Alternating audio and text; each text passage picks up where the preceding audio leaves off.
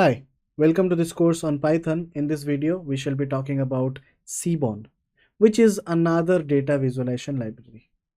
In one of our previous videos, we talked about Matplotlib, and in this video, we shall be talking about Seaborn. Well, Seaborn is another data visualization library, and it is one of the most important libraries as well. But why do we have Seaborn if we have Matplotlib? Well, there are different libraries being created by different researchers, by different companies. Similar to Matplotlib and Seaborn, there are tons and tons of other visualization libraries as well. But if you are confident on Matplotlib and Seaborn, then I can make sure that you will be able to grasp other libraries as well. So let's get started with Seaborn. Well, there is a famous quote. This is one of the quotes being taken from tutorialspoint.com. They have mentioned that it is summarized that if Matplotlib tries to make easy things easier and hard things possible, Seaborn tries to make a well-defined set of hard things easy too, which basically is true, and it means that Seaborn makes your life even easier as compared to Matplotlib. Well, if you talk about a question which many people ask me is that which scenarios do we use Seaborn? Which scenarios do we use Matplotlib? It all depends upon context. The more you start practicing, the more hands-on experience you have with respect to real-time use cases, you will automatically identify and find your way on which library to be used in which scenarios. Well, there are some complex scenarios where you have to find a histogram with a distribution plot, mix and match combination of multiple plots in a plot. In those cases, Seaborn is very much useful. And there are various other visualization techniques or different charts which are a part of Seaborn library and which are not part of Matplotlib. So they do have their own pros and cons. We are not here to discuss about the pros and cons between Matplotlib and Seaborn. Let's try to understand what exactly is Seaborn. Well, the first thing is to install Seaborn. To install Seaborn, well, it doesn't comes handy, doesn't comes integrated with Python like Pandas and Matplotlib. Uh, you have to install it explicitly. So install it using pip install Seaborn. You can do it in your command line, do it in your Jupyter Notebook console, do it in your Spider console, anything.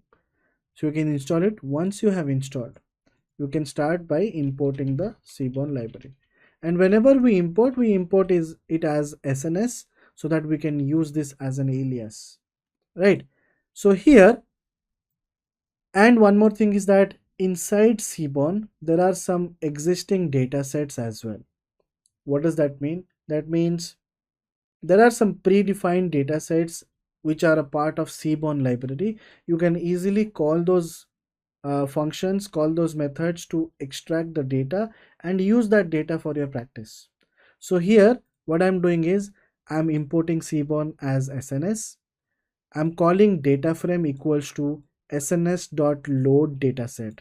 So load dataset is one of the methods inside Seaborn. When when you use load dataset, it basically loads an example dataset from the online repository and it requires internet. If you don't have internet, this code will fail because it is directly downloading this dataset to your local repository. When I define iris is one of the classic data sets, one of the most balanced data sets in data science, and it is used for practicing purpose. Okay, so here I'm loading the data set and I'm printing df.head. This is how my data frame looks like. How many records do I have in this data frame? I have 150 records. And you can see there are features like sepal length, sepal width, petal width, and species. To know more about the iris dataset, you can simply type iris dataset Wikipedia and you will get a link, wonderful link that explains everything about the iris flower dataset. Okay, so there are different types of uh, iris flower dataset or Fisher's iris dataset is a multivariate dataset introduced by British statistician and biologists. So there are different types of species. One of them is Setosa, one of them is versicolor, one of them is virginica.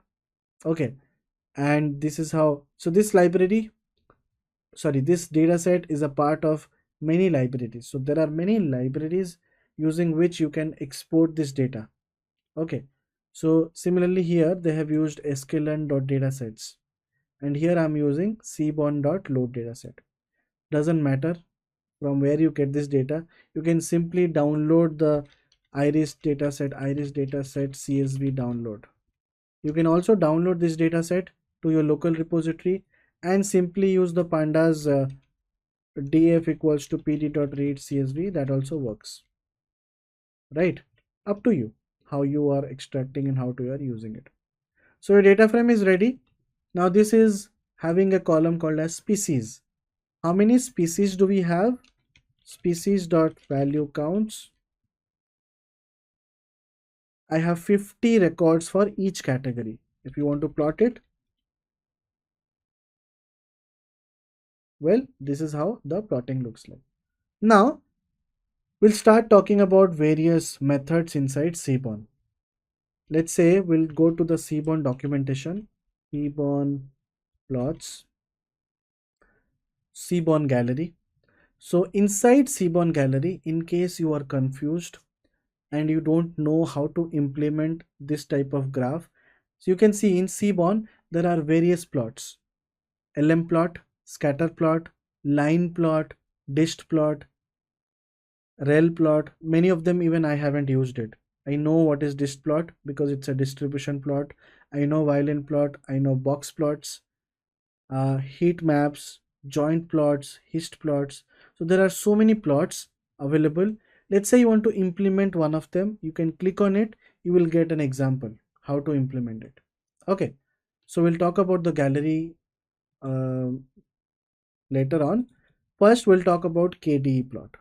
What is KDE plot? Seaborn KDE plot is nothing but kernel density estimation plot. And KDE plot is a combination of histograms and distribution plot.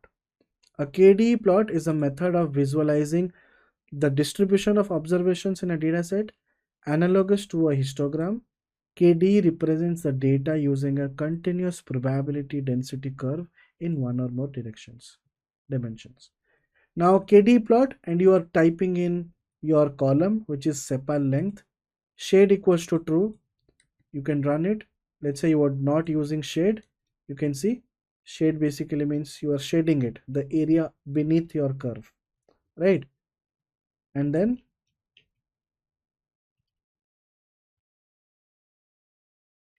shade equals to true. And then this is how your KD plot looks like. So kernel density plot is basically a density plot. Now there are some plots which is a combination of histograms and a KD plot. So there is a method called as dished plot. So dished plot gives you an idea about the distribution using a histogram, and it also shows you the kernel density estimation plot. It's a combination of KDE with a histogram. Dished plot. Here I'm plotting the KDE plot on multiple columns. Let's say here I'm passing a for loop for column in all these for loops, sns.kd plot df of column. When I'm doing this, you can see all the distributions. Okay. Similarly, there is another method called as pair plot, Seaborn pair plot. Pair plot has a lot of, you need to understand some statistics to understand what is pair plot, but I will try to explain you. Pair plot plots the pairwise relationship in a data set. Now just imagine you have few features like gender, location, and okay, let's not talk about categorical features. Let's say numerical. You are analyzing a patient data. Okay, patient's data, blood sugar level, height, weight, glucose level, So these are the four numerical columns that you have, right? You can individually draw your scatter plots, like blood sugar level versus height. You can individually draw blood sugar level versus weight. You can individually draw blood sugar level versus glucose level, and so on, height versus weight. So individually, if you plot scatter plots, you will be able to understand the relationship between multiple columns, right? Multiple numerical columns. But in order to do this, you have to plot n number of plots. So one, A with B, A with C, A with D, B with C, B with D, C with D. Around 6 plots you need, right? How can we achieve it in a single plot? So using pair plot, you can achieve it using a single plot. You can see this is the output of a pair plot. How to read this plot? Because it has so many things. You can see in your x-axis, you have sepal length, sepal width, petal length, petal width. In your y-axis also, they have the same columns. So column 1, column 2, column 3, column 4, column 1, column 2, column 3, column 4. Ignore the diagonals, because diagonals are nothing but sepal length versus sepal length. Diagonals will give you the, distribution plot. You can see diagonals are giving you the kernel density plots, how the distribution is looking like. But other than the diagonals, you can see this one, sepal length and sepal width. So if I analyze this plot, which is sepal length versus sepal width, sepal length versus sepal width, for these blue entities, what is this blue entities? Probably it will be one of the classes. Maybe it is maybe it is one of the species. Okay, so for one of the species, you can see when the sepal length is increasing, the sepal width is also increasing, right? There is a linear trend. Even for orange and green, when the sepal width is increasing, the sepal length is increasing exponentially. You can see sepal width is increasing slowly, but sepal length is increasing tremendously, right? In this graph, sepal length versus petal length for blue data points for this kind of species. So doesn't matter if your sepal length is increasing and decreasing, but sepal width is not. So there is no relationship here. So this basically gives you an idea about the relationship between various data points. So pair plots are also mostly used when it comes to analysis. Apart from that, we'll also be doing some line plots and some other plots. Let's try to copy this code from matplotlib. So I have my data, which is nothing but a dictionary. Type of data is dictionary. Here I will import my pandas library, pandas as pd, and I will define a data frame, pd dot data frame. I will pass data. Okay, and then I will do df dot head 5. Now this is like a time series data. You have a time column and you have some data. So if I plot my time column in my x-axis and data points in my y-axis, I can probably get a line plot, right?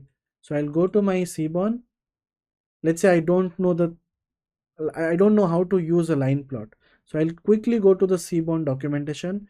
Here is the line plot. Click on this. You can see examples are already given. So here I have to use something like this. I'll copy this code and I will paste it here. Instead of time point, I will pass year. Instead of this, I will pass exchange rate.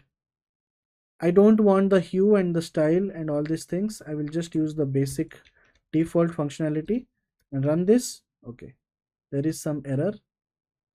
Year for parameter x. Okay, x equals to, my bad, df of year.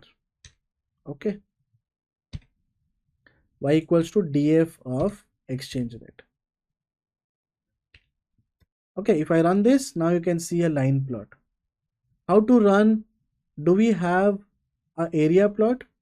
Let's say I will start searching area. Okay, let's say I don't know anything. I will try to use the shadow technique. sorry, the shade technique. Shade equals to true. Okay, shade true is not possible in a line plot. So there are many things which I even don't know, to be very honest, but it's all about hit and try. So once your line plot is done, let's try to explore some other plots. Let's try to explore a box plot. There are so many plots inside Seaborn. Heat map can also be done. Okay.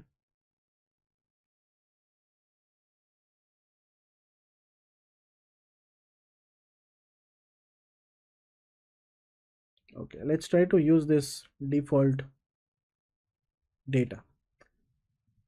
So here I'm using sns.load dataset. So I'm calling the flights dataset. I have my flights data. If you want to see flights.head, this is how my flights data looks like. I have different years and I have different months. Here I'm defining my two attributes, two variables f and ax, which is nothing but I'm calling the plt.subplots, and here I'm passing sns.heatmaps. Plt is not defined. Well, let's just import plt, import matplotlib.pyplot as plt. Okay, matplotlib. Done. And then I will call this, well, my heat map is ready. So this is how you try multiple techniques, multiple types of graphs. There are so many graphs in Seaborn. It's very difficult to explain each and every graph. It's all about hit and trial. You just go to this, try to use this technique and try to figure out your own ways how to implement it. Let's say I want to implement box plot of, will this work? Will this work?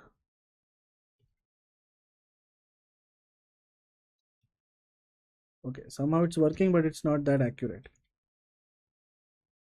Okay, so for different years, let's say I just want exchange rate. You can see this is how the exchange rate looks like for irrespective of the year type, right? So different graphs are there. This is all about your Seaborn library. My main aim was to introduce you the library so that you understand that there is a library called as Seaborn. Apart from that, there are various other data visualization libraries as well. One of the third most important library is Plotly. Okay, Plotly is also one of the libraries which is used for creating some very creative plots. So you'll have to explore Plotly to understand more about it. You can see Plotly documentation, plotly.com, Plotly Python open source graphing library. You can simply click on these charts and then you can check out their import statements like this. Okay, so this is all about the basics. Well, Plotly is installed. You can see the graphs are interactive enough. You can zoom in, you can zoom out, which is not possible in Matplotlib. Matplotlib or Seaborn charts are not interactive, right?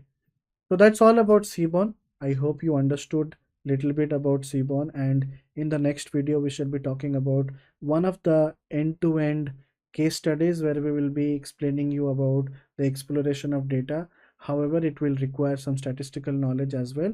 I'll try to cover as much as possible. That's it for this video. Thank you for watching.